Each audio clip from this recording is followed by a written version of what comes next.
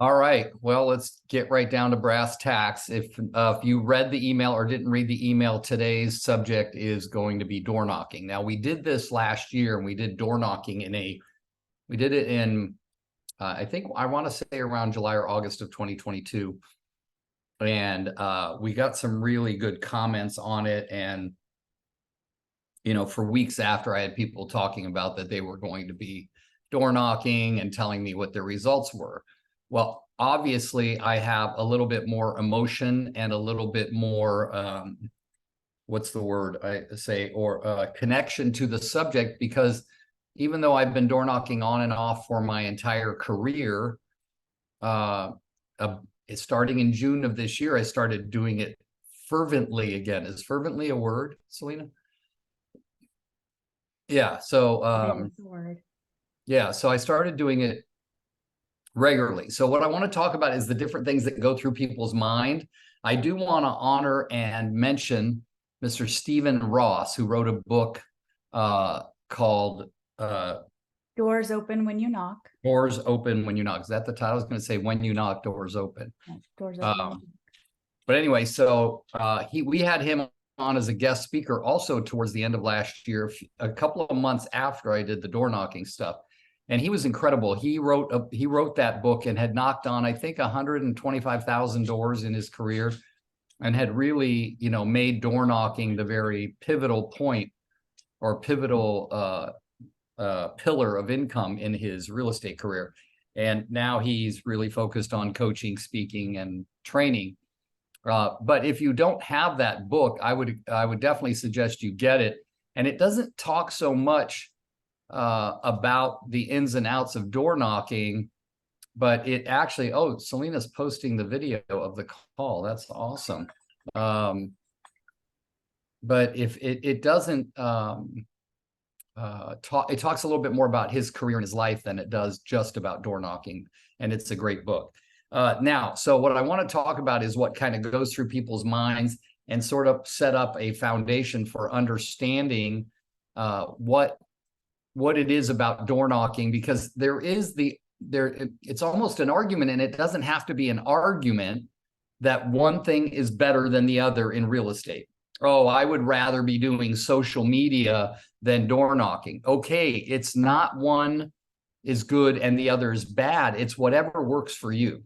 So let's make sure that we understand in the context, the overarching context of lead generation. Nothing is good or bad or right or wrong. It's what works and what doesn't work. That's it, right? And I know a lot of people who would rather die than door knock. Seriously. Okay. And Debbie's raising her hand. So look, good on her that she's on the call, even though she knows she'd rather die than door knock. Because we're all open to learning something new. When I used to see, in the late 70s, before I had my real estate license and I was still in college, I would type up listings in my uncle's office for my other uncles who brought in listings. And they would scribble in their horrible original Lebanese guys came to America, learned how to write English. And one of the big things back then was AEK. And I'll bet nobody here is old enough to remember it, because if you wrote that was a really big deal. And it stood for all electric kitchen. So if you got to put AEK in your listing description, it was a really big deal. And of course, we moved to gas, and now it looks like we're moving back to electric. So who knows? But the reason I'm saying that is they would come into the office and I'd be, having to put carbon paper in the typewriter and, the whole bit. And the main thing that is, everybody hearing and seeing me okay? Is there any pausing? Okay. So it must be someone else's internet that's causing that. But, and their main thing was that, they would come in all excited about who they met when they were door knocking. And what I realized about my uncles later in life, because much later in the 90s, I became a manager of an office and started running an office. And one of my uncles came to work for me. And every time he was slow, now I want to describe my uncles to you. They all wore toupees, ugly toupees. They all spoke English with a very thick, broken accent because they're 100% Lebanese. They came over from the old country in 1968. And they would just grab a bunch of business cards and go door knocking. Like literally, that's all they would do.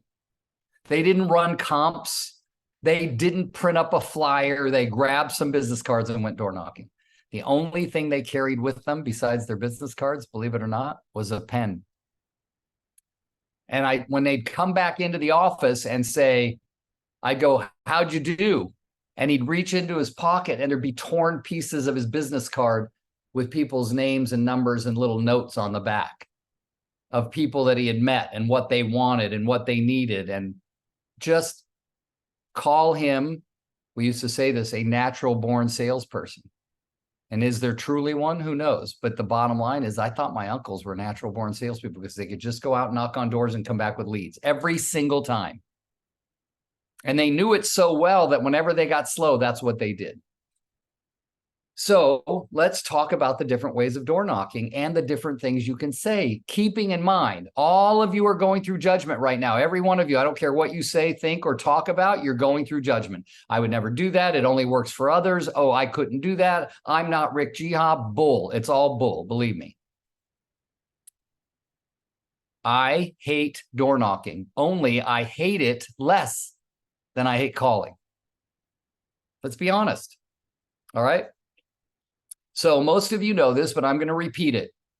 In September, while my son and his wife were pregnant with their first child and my first grandchild, he decided to get his real estate license. And he called me up and he said, Dad, probably within a few months of the baby being born, we're going to move back from LA back to Northern California, which is he's raised up here in Northern California, where I'm from. And he had moved to LA 14 years ago. He says, and I'm probably going to get into real estate with you. I about died. I can remember telling Selena. Okay, so now all of a sudden I have this pressure. My wife, Casey, kind of relieves the pressure by saying, don't worry, Selena will coach him, not you.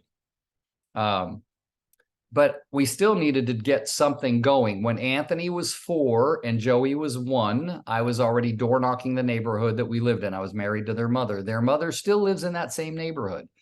And so when Anthony was coming up here, he'd be staying at his mother's house. So I said, let's start in June. We're going to go door knocking. We picked out a farm of about, it's closer to about 1,000 properties total, but we're only door knocking about 530 of them every single month. And the first month, now that is called geographic farming. Now, guys, let's start with that. If we're going to door knock, probably the most effective long-term way to door knock is geographic farming.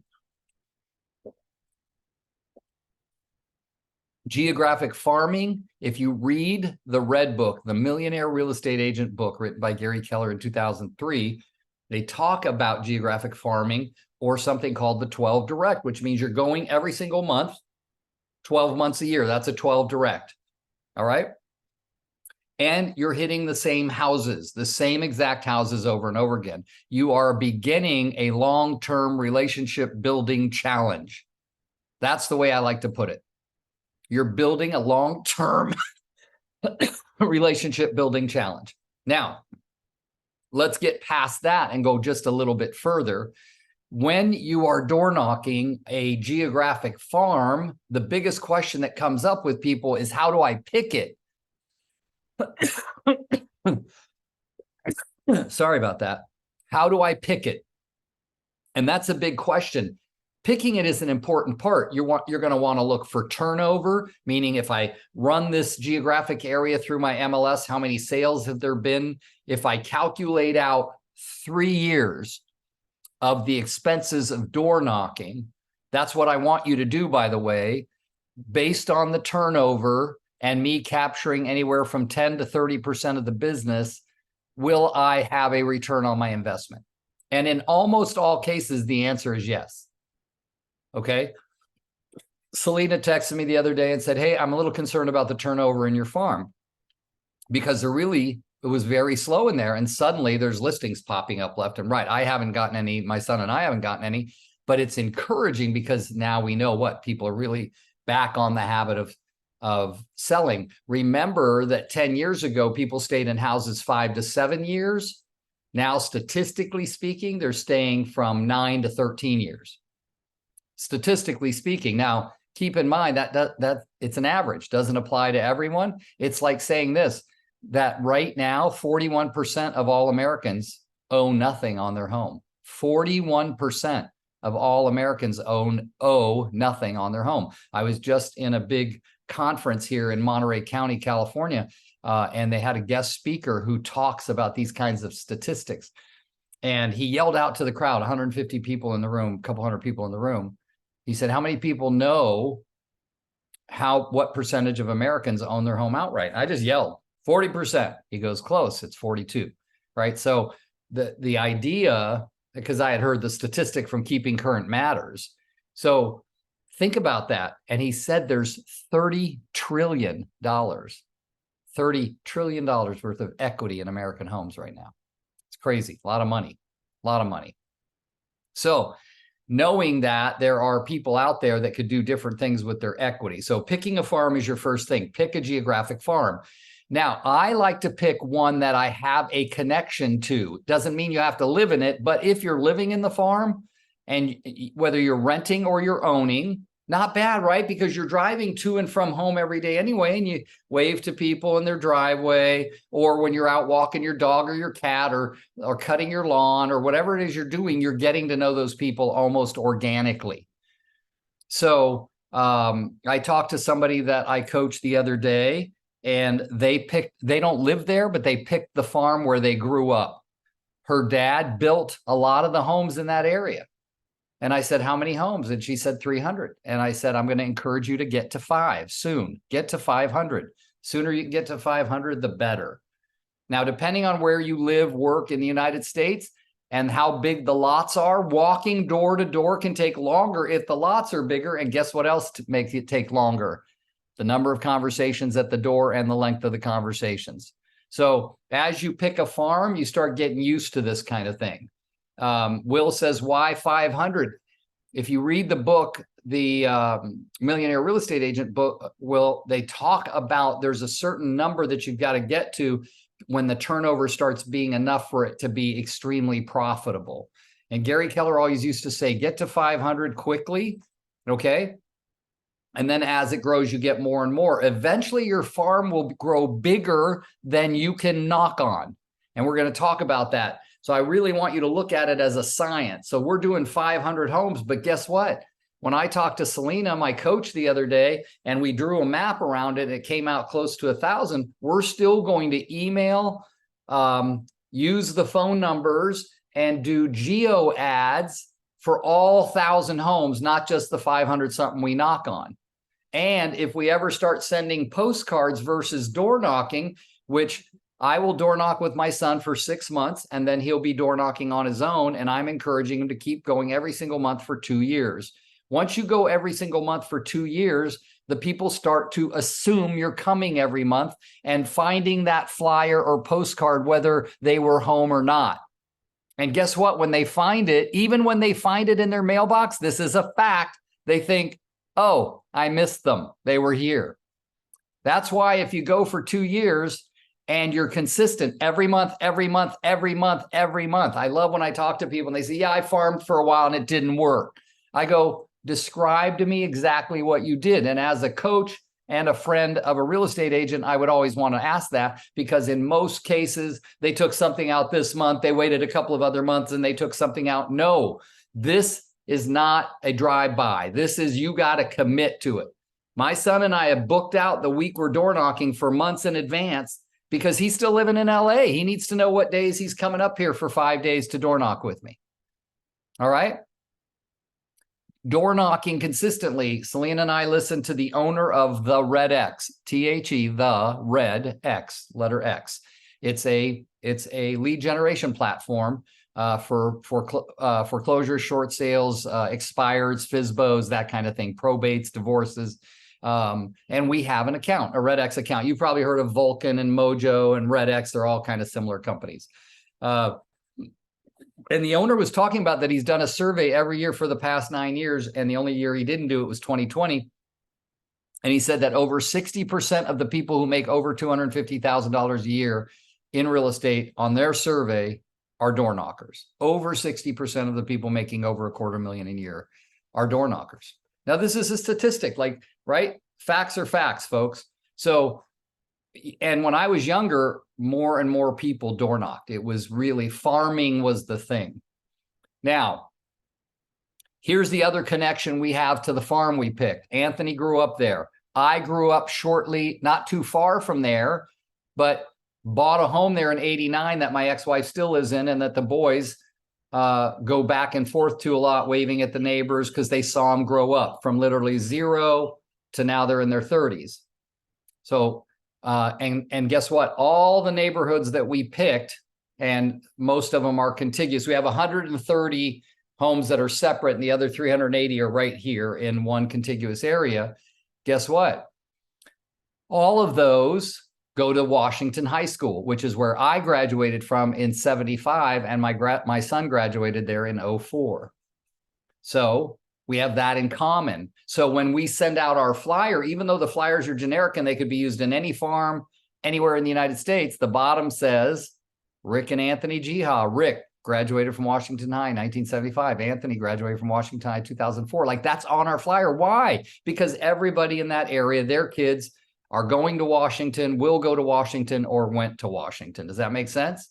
So it's another way of connecting with people. My mother had a restaurant in this town for 40 years, not far from this development. So I picked it for a good reason. I used to do it. I don't do it as much. When the kids were, Anthony was 4 and Joey was 1, I pushed Joey in the stroller. Anthony would run the flyer up to the front door, knock on the door and go, "This is from my dad," and point to me on the sidewalk. All right. When we do the flags during July 4th, putting flags on everybody's lawn, the boys would be with me. People would come out and give them cookies and dollar bills. You'd be surprised. You're making it fun. You're making it community. Okay. Right? The people get involved, and guess what they do? They are respectful of the fact that you are, quote unquote, hitting the pavement to make a living. All right. So this, the 135 homes that's over here, that's separate. It's not a gated community, but there's only one way in, one road in, one same road out. And it's, guess what? The average sale price of those 135 homes is about 2.5, 2.6. And guess what we were finding? People weren't opening the door, but we'd walk down one side of the street, and when they didn't open the door, we'd take the flyer, and we'd take all the flyers and we'd roll them up like this. When we had the flyer in our hand, right? We'd roll them up like this. And then we'd stick them in the door handle. And most of them were door handles. And if they only had a door knob, you stick it like this between the doorknob and the door, and it expands enough to stick there.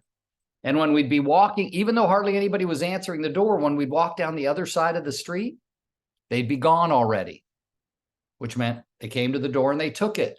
What we realized a quarter of the way through our very first time out in June was there. I think Andy Weir said something in the chat. I can't read the chat right now. It'll distract me, about these Ring apps. Well, we started talking to the Ring apps, guys. We're having fun. Literally doing a song and dance. Hi, I'd go like this in front of the Ring app. "My name's Rick. I'm a realtor. That's my son, Anthony. I've been doing it 43 years. We're born and raised around here." I was doing stuff with my hands being animated. Don't tell me, "Oh, I can't do it." You can fake it. All right. So door knocking is going to require getting outside of your comfort zone. Even somebody like me who's comfortable talking to people impromptu, it still challenges you and puts you outside of your comfort zone.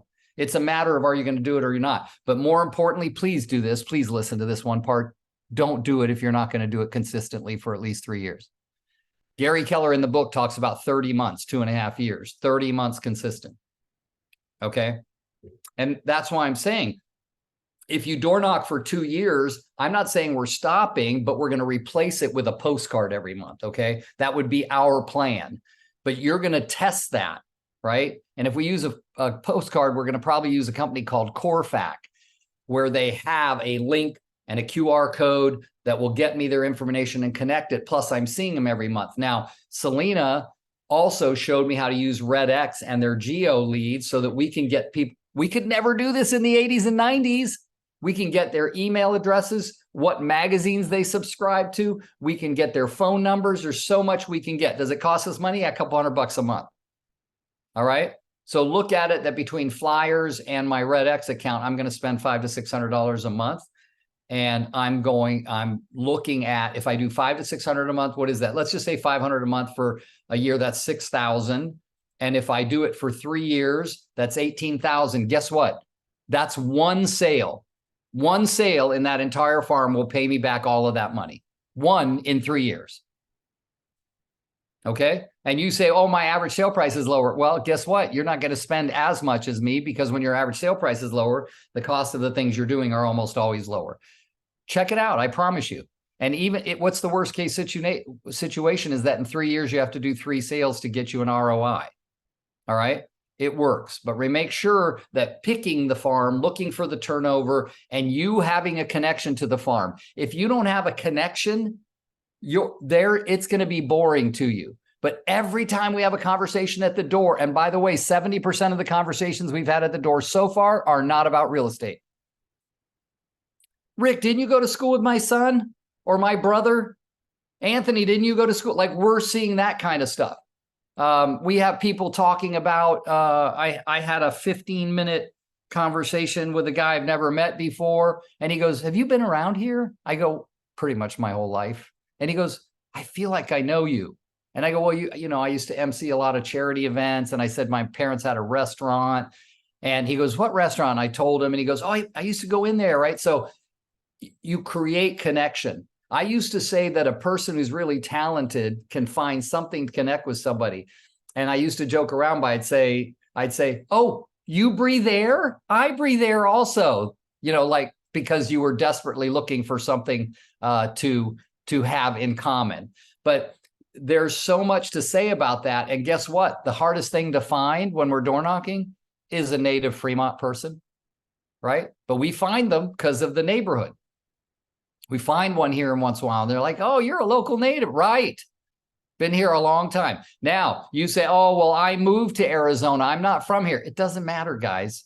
No matter what it is, find the connection and use that connection to connect with people at the door. Know your neighborhood. We run the comps every time. We print them on the back of the flyer. The flyer has something useful information. The flyer a couple of months ago said, don't ever throw this flyer away. Here's 22 different services that we can help you with. So if you need any of these services, call us, text us, or email us, and we will help you find the right person to do that job that will do it the best for the least amount of money in your area, right? We got so many calls about that. Can you get me somebody to fix my lawn? Can you get me somebody to fix my sprinklers?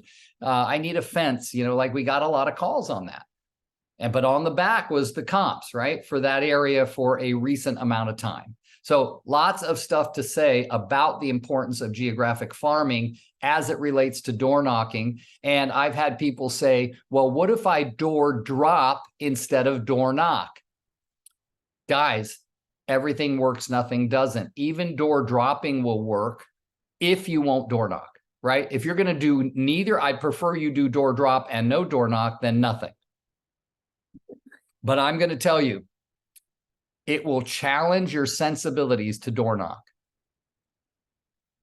Because I've had people go, no, and slam the door before I open my mouth. So they said no even before I opened my mouth. And that will daunt you for a couple of more doors, right? I'm still a little shy. Like, I don't mind knocking on a door that says no soliciting. But 2 of the houses we hit every month doesn't just have no soliciting on the door. It's painted on the windows. I swear, I'll take a picture of this house, these 2 different houses that have it painted on the windows. It's on the walkway on the way up. So we sneak up every time we do it, because now Anthony and I don't go to all the doors together. One takes one side of the street and I take the other. And then next month we switch so that we're never hitting the same side of the street twice. So we sneak up and just leave the flyer on their front porch and not knock on any door or anything, right? But if somebody's in the front yard and you're chatting, are we really soliciting? No, we're bringing you information of value. There's nothing in there that says, do you want to sell your home today? So, right? There's this one door that has a list. No soliciting, no real estate agents, no religious people, no, like, it's got a list. That's another door that I avoid, right? I leave the flyer, but I'm not knocking. So play it. You know, my son and I were talking about who's the bigger chicken shit, excuse my language, like who's going to knock on a door that seems lurky or scary. Come on, the area around where my ex-wife still lives, Anthony's mother, that average is about 1.5 to 1.6. And the other area that I talked about, that's 135 homes, is 2.6 value. Come on, guys, you're not really putting yourself in a lot of danger in most areas. And if you think you are in personal danger, then I wouldn't door knock there, or I'd take that area off my list. One lady always says, every time I go to her door or Anthony goes to her door, she says, didn't you bring me this last month? Like we're bringing the same exact flyer every month. Come on, does that make even any sense? But our job is to kind of continue to connect with people. So I'm going to stop right there. We're about halfway through. I want to talk about door knocking in other contexts real quick. Who has a question, thought, comment? I haven't looked at the chat, so if there's something in there you want to just reiterate. Hey, Rick, I'll jump in here. Anthony, my brother, how are you? I'm doing good, my friend. How about you? Good.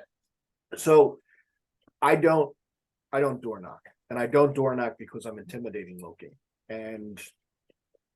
But I do a CMA drop off with some swag in a tote bag, and I put it into their mailbox, even though I know it's illegal. And I do that. And last year I got 5 deals out of it, over 90-some thousand GCI. So it does work. You have to be consistent. And when I say consistent, I'm talking about massive action. When I say massive action, no less than 10 a day that you're doing, no less than 25 a week that you're doing. Okay, good. I love that. So can you describe just a little more on what you said you do? I didn't quite understand what you meant you do. You just drop it at every house or selected houses? So I run and remind a list of homes, to your point, where people have been in the homes for over 10 years. Yeah. That have a certain amount of equity in the home. I think it's over 200,000 is what I put. And then what I then do is I run in one specific report. Are you doing it on one specific geographic area or just all your database? I'm picking a certain geographic area and I'm saturating that area. Okay. So that is geographic farming right there. So correct. That's exactly what it is.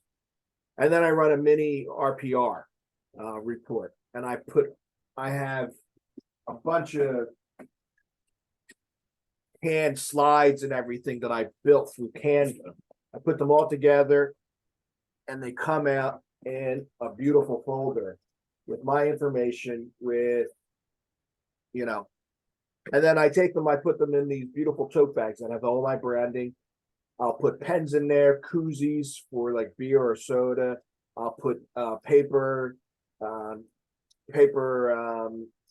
hangers, and I take all that and I just go out every day. I load it into this app called Road Warrior, which literally takes me around to the homes in the proper geographic area. So I'm not wasting one time going, driving back and forth throughout the neighborhoods. Okay, Andy Weir is asking, what's that cost you per each?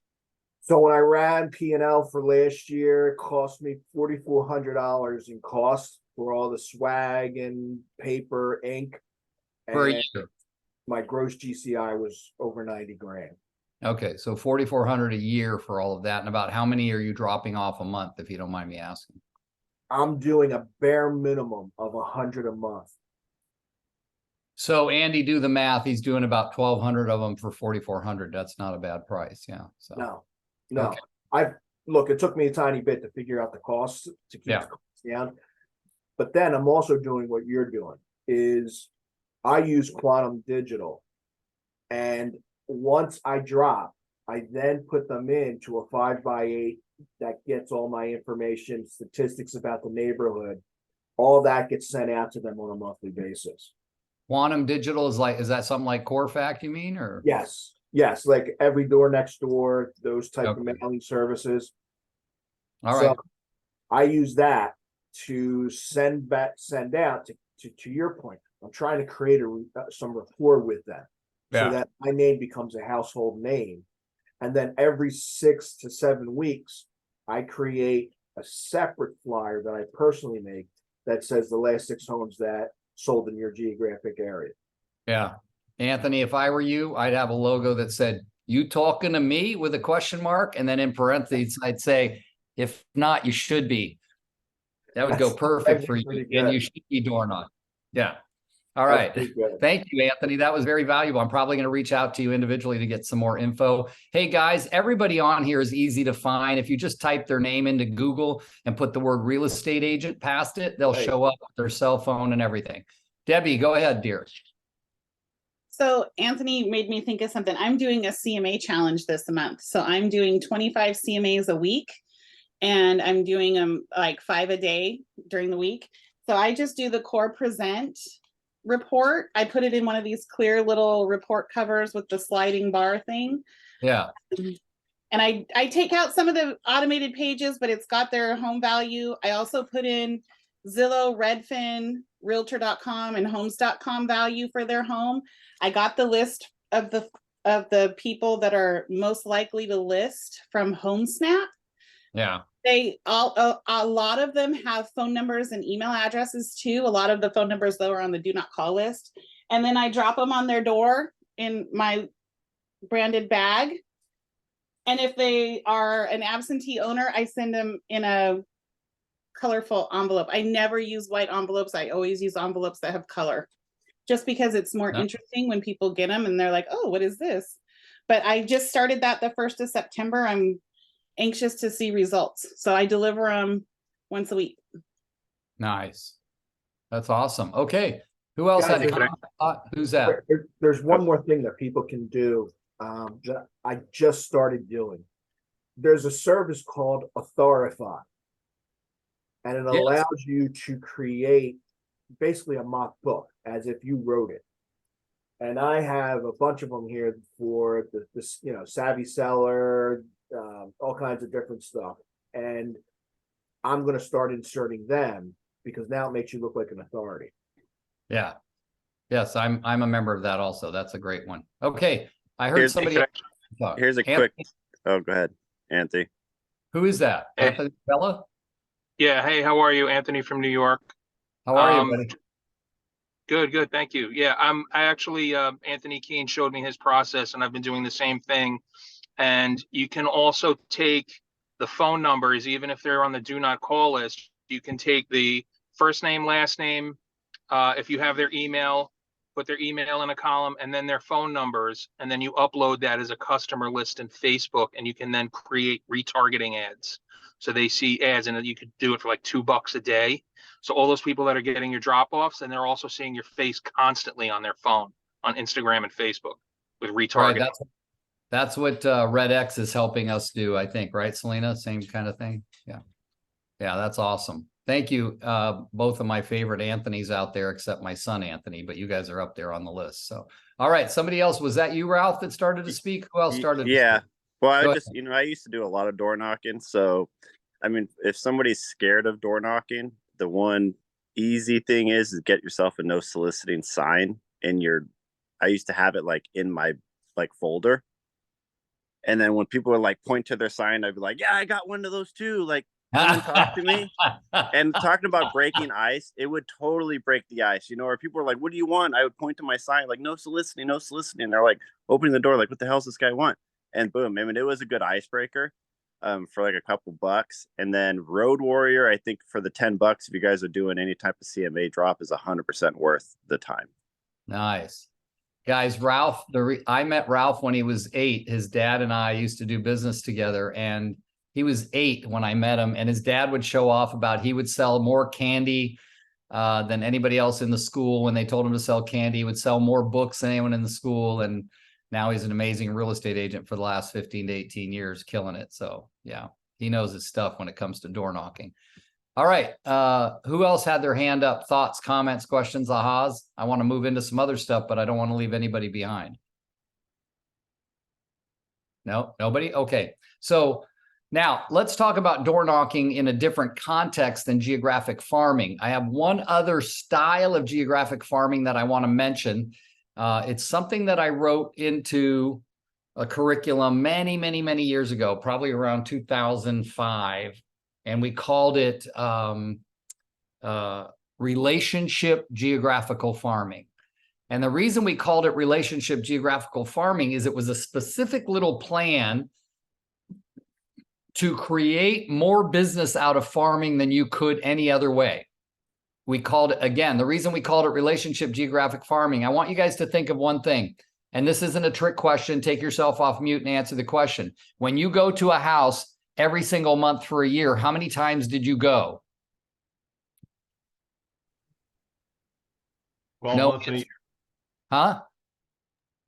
12 months in a year. Yeah, so you went 12 times, right? Well, guess what? If you went once every 3 weeks instead of once a month, you will have gone 17 times, which is 40% more than 12. 40% more than 12. So this was not thought up by me. We had a guy that used to work for Bank of America that retired and came to work in the office I was managing in the 90s. I think it was around 1994, 1995. And this guy started the idea of relationship geographical farming. We had to put a name to it, but he picked the number of homes that he could do in 3 weeks, every single 3 weeks. He picked 450. It was actually 423 or something like that, but he would hit all 423 doors every 3 weeks. Okay. Now, one thing my son and I are doing, we didn't talk much about what we were saying, but when we get to the door, we're trying to remind people that we're coming by every month. And one of the last things, not every time is it the last thing we say, but one of the things we always try to say if we're having a conversation is, see you next month. We're setting up an expectation that they're going to see us every month. So when they open the door, and maybe they have never opened the door yet, and it's 4 months in, we'll go, yeah, we come by every month. And we hand them the flyer. Good stuff here for the good news for the neighborhood, right? And then they'll look at it. I go, if you flip it over, right? Why I'm saying that is this, that if you're setting it up that you're going to see them every month, they're knowing that. What this guy, Orv, his name was Orv, and he was very, very white. I'm not talking, I mean, yes, I'm talking a little bit about race, but this guy was so white, he was almost see-through, and he was tall and lanky and thin.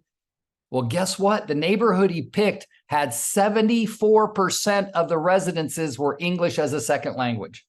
74%. So he didn't listen to any of the bull crap. You should go where people identify with you. No, he said, it's a neighborhood. My nephew lives in the neighborhood. That's all. That's how he picked it. And he would go every single 3 weeks. He would go. And the last thing he would say before they shut the door every time was, see you in 3 weeks. See you in 3 weeks. In the first 7 months, he sold 13 properties as a direct result of farming. They weren't all in that development. Some of the people got so used to him, they'd say, my nephew needs to buy, my cousin needs to buy, my sister. He got so much business out of it. I talked to him about 4 years after that, later in the 90s. I said, did you stop doing that kind of whatever relationship? He goes, yeah. And I go, why? And he goes, I don't actually know. It worked so well. I don't know why I stopped.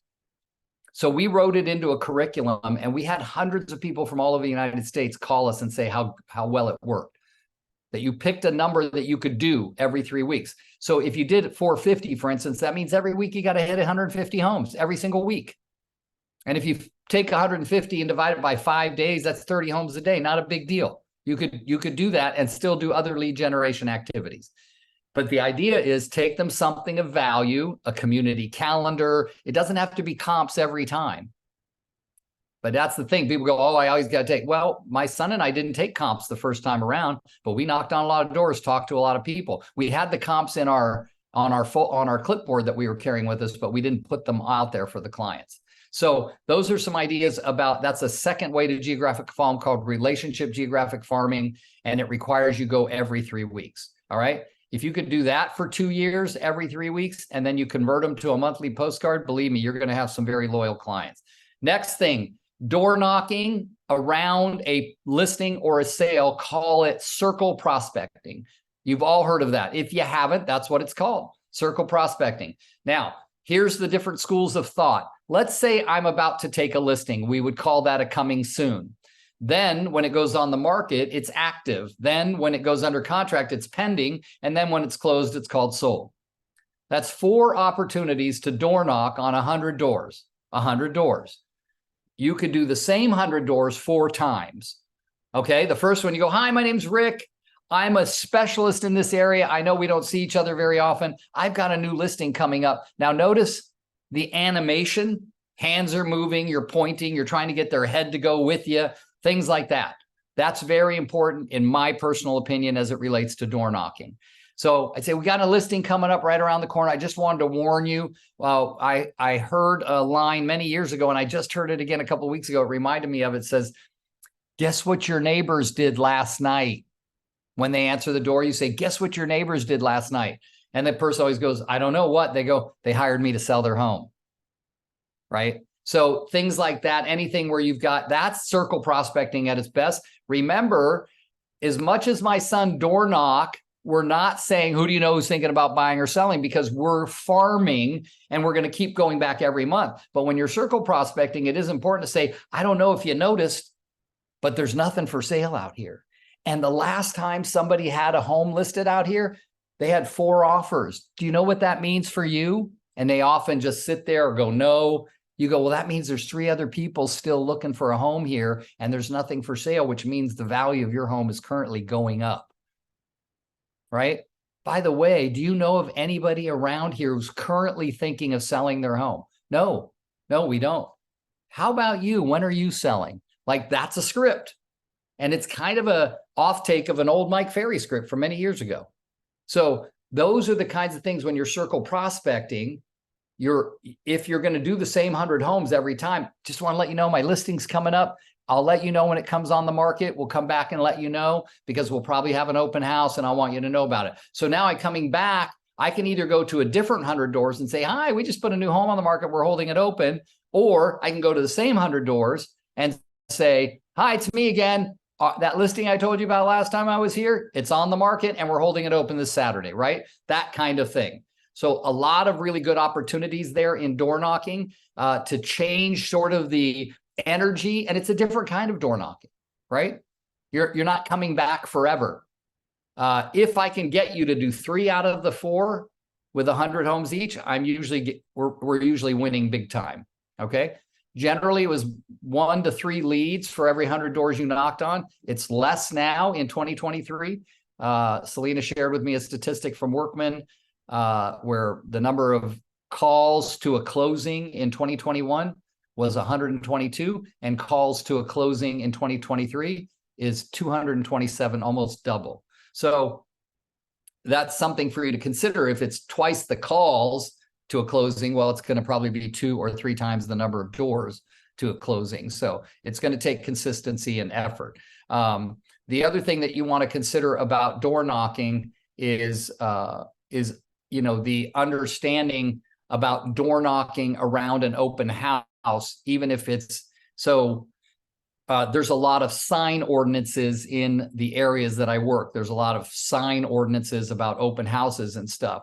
So we all invested in these L frame or H frame, very thin little metal frames that you put a corrugated cardboard open house sign on that easily, just like this, goes into someone's lawn. So what we would do for an open house is we'd print 250 open house invitations, and we take an 8.5 by 11 sheet of paper and cut it into 4s and make it an open house invitation. We'd knock on doors, and then we'd say, by the way, there's a lot of sign ordinances. Would it be all right if I just poke this little sign into your lawn pointing into my open house?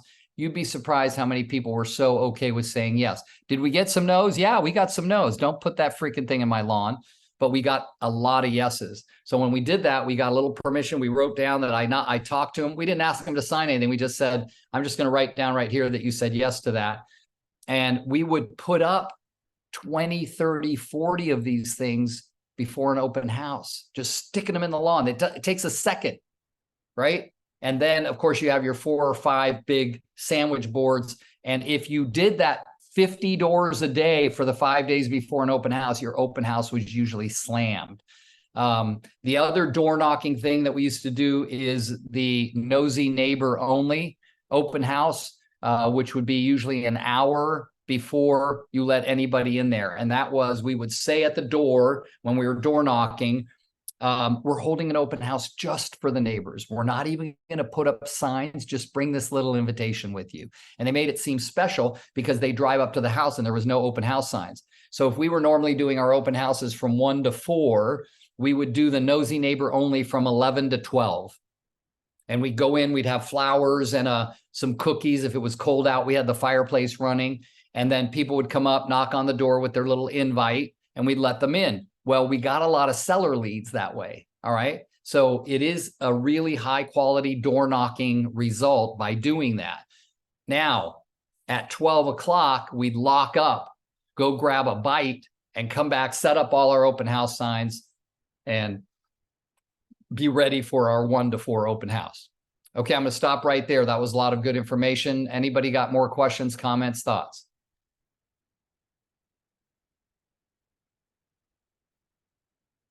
Let's see. Is that Carla? Yeah. So Carla, what do you think people in Minnesota say? Carla, I have an office in Minnesota that's online here today listening in, and Carla's and she goes, it's too hot in the summer. Well, 30 below in the winter is also tough to door knock because your freaking earlobes fall off.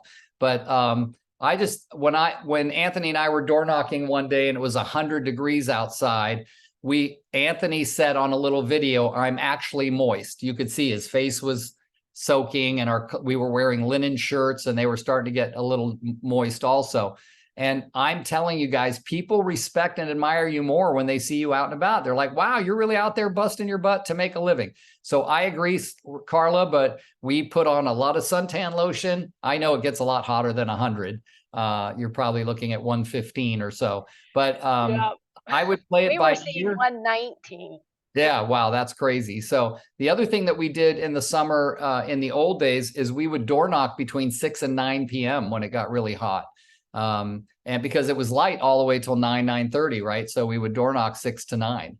It was really a lot of fun because it's daylight. Nobody's feeling threatened or anything like that. So, but you got to play it by ear. But remember, Carla, the bigger thing, and this is for my Minnesota folks too, if you don't want to door knock when it's freezing ass cold outside, consistency is key. So if you're not going to door knock, make sure they get something in the mail then to replace your presence. Got that?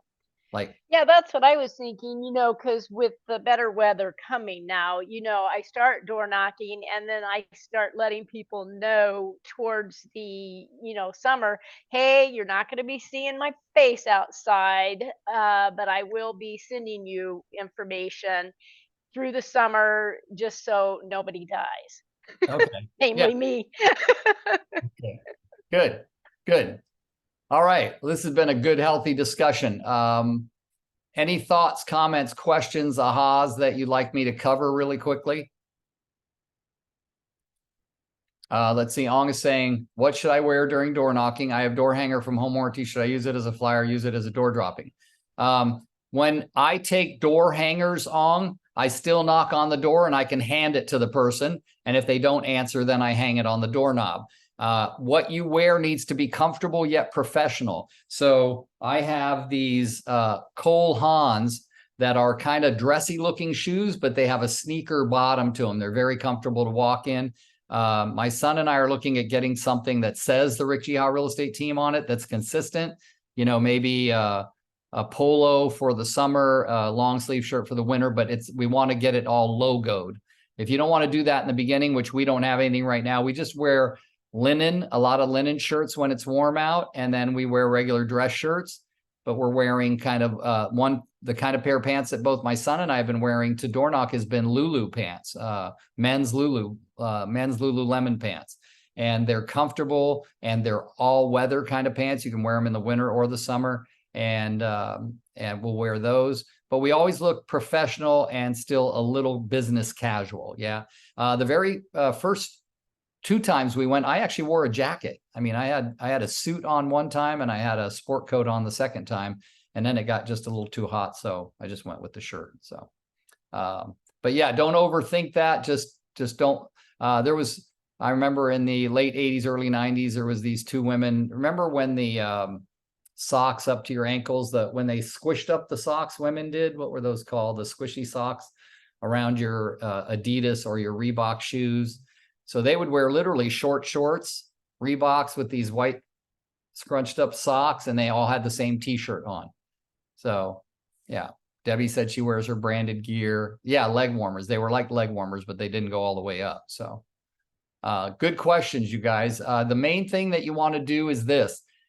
If you find yourself making excuses, remember that's what they are. They're excuses, right? When Anthony and I set the dates, we just go do them those dates, right? We've had days where we go, let's just be done. We did that. We'll come back. We'll do more tomorrow. Let's just be done. We had one lady that she was the very last door of that day. Really, like we were done. Hers was the very last door. It was a townhome development. Cindy, it's at Paseo and Peralta right there. There's a big townhome development. It's where Tim and Sherry used to live before I sold them a home. But this lady took the flyer, crumpled it up and threw it at us and said, "You're breaking laws." And she said, "Did you read the signs at our entrance? Does the city of Fremont know you're doing this?" Well, Anthony, he wanted to get, he was like, you know, he's all buffed and everything. I could see him stick his chest out. And he was like, I just touched him on the shoulder. I go, "Ma'am, we're actually not breaking any laws. And I do have all the permits necessary from the city of Fremont to be door knocking." They're called, what did I say they were called? They were called soliciting permits. I said, "And I've been door knocking in this development for over 30 years. I don't believe I've met you." She goes, "Well, you would have met me. I've lived here a long time." And so we just, you know, now we just skip her door. We don't even put a flyer on her porch. We just skip her door completely. So, and it's every time we pull into there, I think my son has, PTSD from that first time. So anyway, but yeah, you're going to see all kinds of stuff, but don't let it daunt you. Just keep going. Just keep going. There are people who really appreciate it. So, all right. That's all I got for today. I liked it. I liked the interaction, Anthony and Ralph and everybody that contributed. I appreciate it. We want that kind of contribution. If you have more thoughts about it, we'll probably pick this subject up again. I have a couple of great guest speakers coming up on the next several calls. To remind everybody about these calls, these are what we call Rick's Free Friday coaching calls. There are people from all companies, all walks of life that get on these calls. We don't sell, we don't recruit, and anybody that's a guest speaker will have wares to sell, and we let them do that. So stay tuned. The next couple of calls, I'm pretty excited. We have some great people coming on, some people on social media and some people on AI. So stay tuned. All right, everybody. Have a great weekend. Thank you guys for joining me, and we'll see you soon. Bye-bye.